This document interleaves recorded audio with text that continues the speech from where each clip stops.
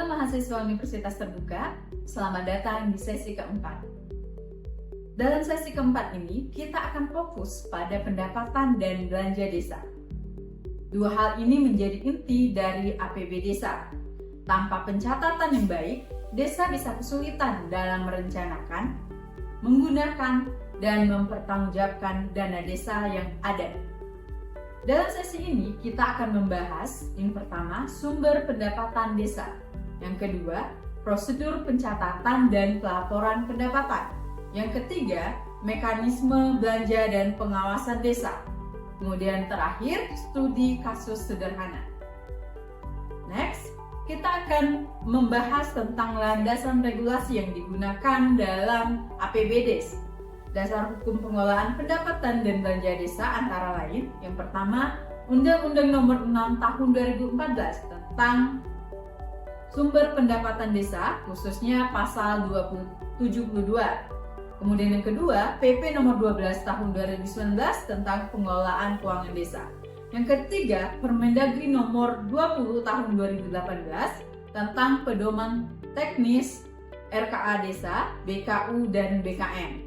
Kemudian yang keempat, PMK Nomor 190 Tahun 2019 tentang basis aktual atau basis kas. Kemudian yang terakhir, Peraturan BPK Nomor 2 Tahun 2019 tentang pemeriksaan laporan keuangan desa.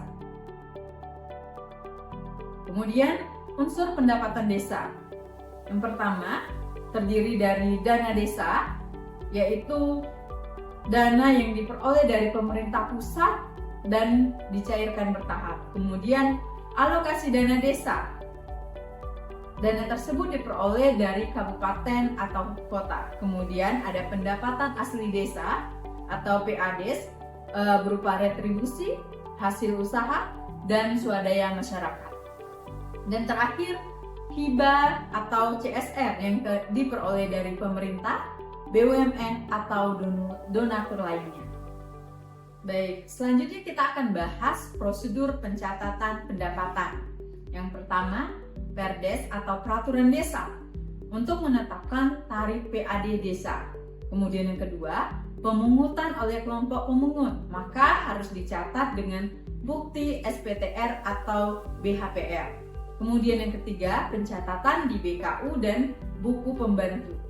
Kemudian untuk dana transfer seperti dana desa, alokasi dana desa, hibah atau CSR akan dicatat ke dalam rekening desa, kemudian dicatat dalam sistem keuangan desa.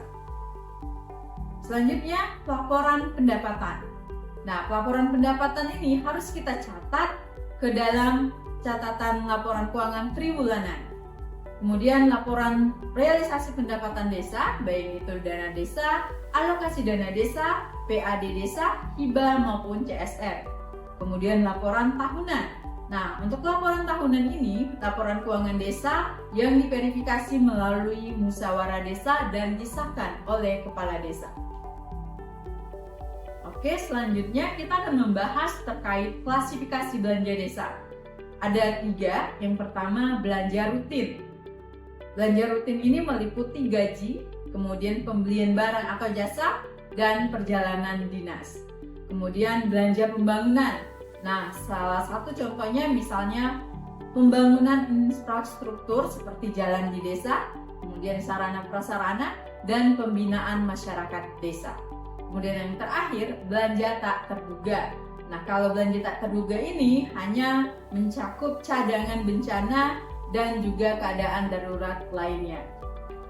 Baik Bapak Ibu, kita lanjutkan dengan proses belanja desa.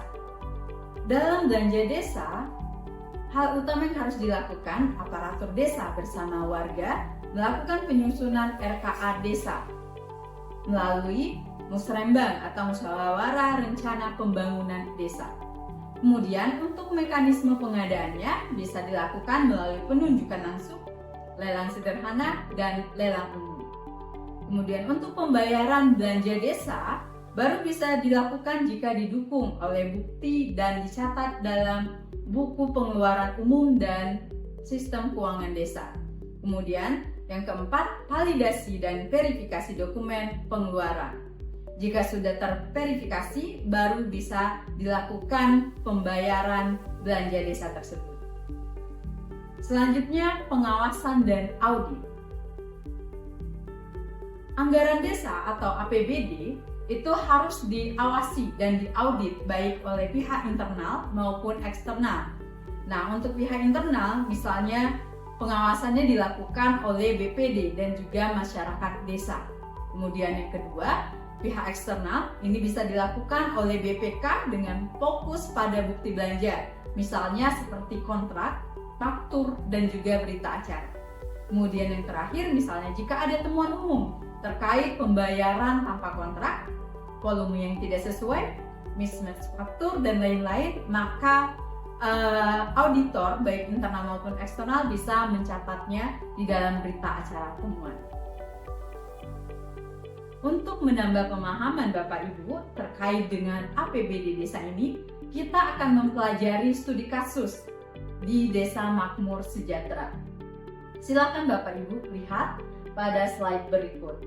Nah, di sini kita bisa lihat terdapat pendapatan dari dana desa sebesar 800 juta, kemudian pendapatan dari alokasi dana desa sebesar 400 juta, kemudian ada pendapatan asli daerah atau desa sebesar 100 juta, kemudian pendapatan dari hibah sebesar 50 juta, dan pendapatan dari CSR sebesar 100 juta. Nah, dari sini bisa kita lihat bahwa untuk triwulan pertama pendapatan secara total atau keseluruhan sebesar 570 juta atau 39%, kemudian belanjanya sendiri sebesar 160 juta atau 16%. Nah, dari pendapatan dan belanja tersebut kita mendapatkan surplus sebesar 410 juta rupiah. Next. Baik Bapak Ibu, dari materi yang kita bahas pada sesi ini, ada beberapa kesimpulan yang bisa kita tarik. Yang pertama, pendapatan dan belanja desa adalah jantung dari keuangan desa. Kemudian, dengan pencatatan yang tertib, laporan yang transparan, dan pengawasan yang efektif, desa bisa meningkatkan kualitas pembangunan sekaligus menjaga akuntabilitas publik. Ingat, setiap rupiah yang dikelola desa harus kembali untuk mensejahterakan masyarakat yang ada di desa tersebut. Baik Bapak Ibu, di akhir sesi keempat ini, untuk memperdalam pemahaman Bapak Ibu terkait APB desa, silakan mengerjakan tugas berikut. Nah, Bapak Ibu, yang pertama, identifikasi sumber pendapatan desa yang ada di daerah Bapak Ibu masing-masing. Kemudian yang kedua, susun skenario untuk RKA desa, baik itu untuk pendapatan dan belanjanya. Kemudian yang ketiga, catat 5 transaksi, baik itu pendapatan dan transaksi belanja, baik itu dengan cara manual maupun melalui sistem di sistem keuangan desa. Kemudian yang terakhir, berikan analisis dari studi kasus desa yang Bapak Ibu amati tersebut. Nah, mudah-mudahan tugas tersebut bisa menambah pemahaman Bapak Ibu dan meningkatkan pemahaman tentang APBD ini. Tetap semangat, terima kasih atas perhatiannya. Salam